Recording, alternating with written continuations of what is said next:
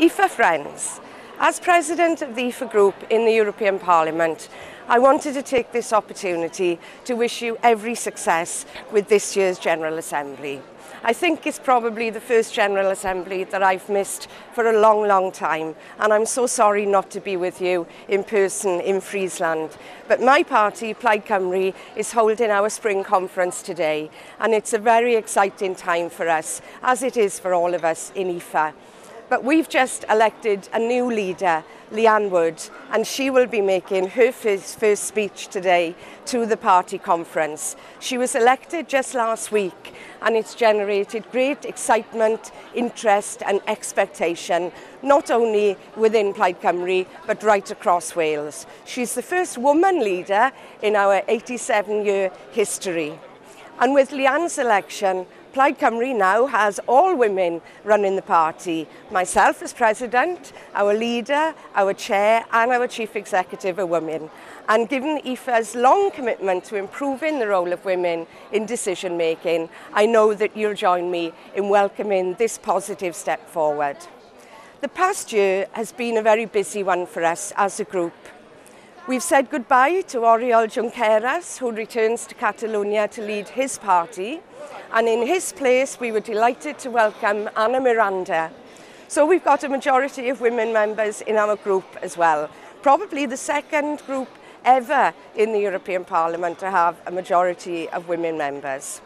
And I'd like to thank and pay tribute to the hard work and the commitment of all of our MEPs, our group staff and our assistants over the past year.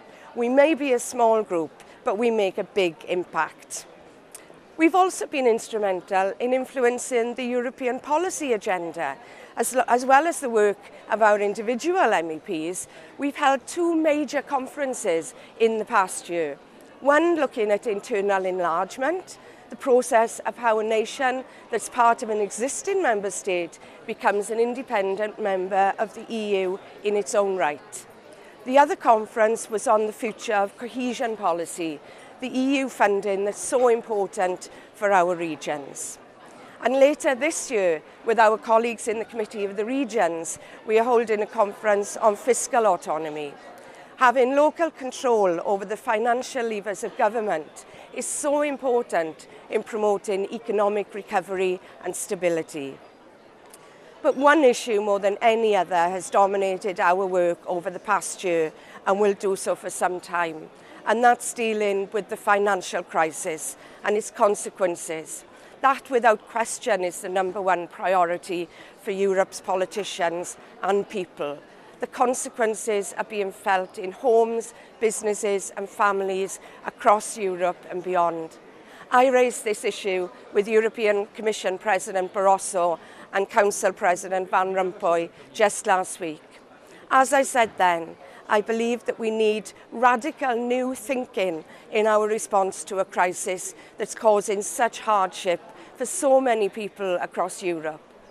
This crisis is not of our making, yet it's ordinary people who are being made to pay the price for bankers' greed and for political incompetence.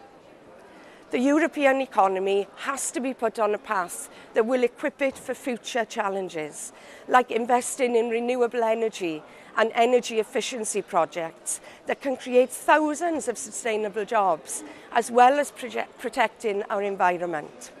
We need a long-term plan for financial, social and environmental recovery.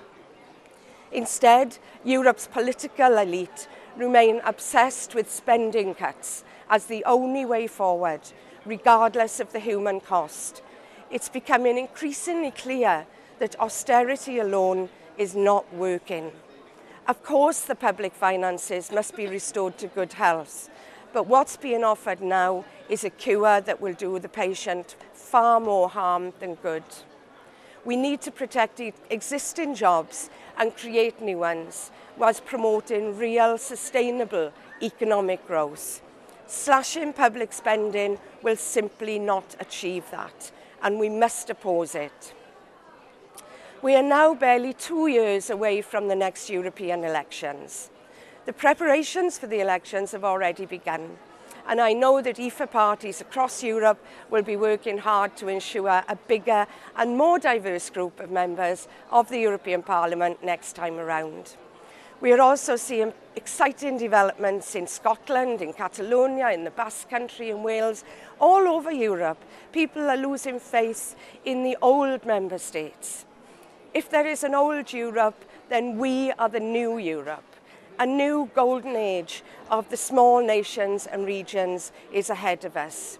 Europe is moving in our direction, and we'll continue to work together to make that happen. A new Europe is possible. Diolch yn fawr.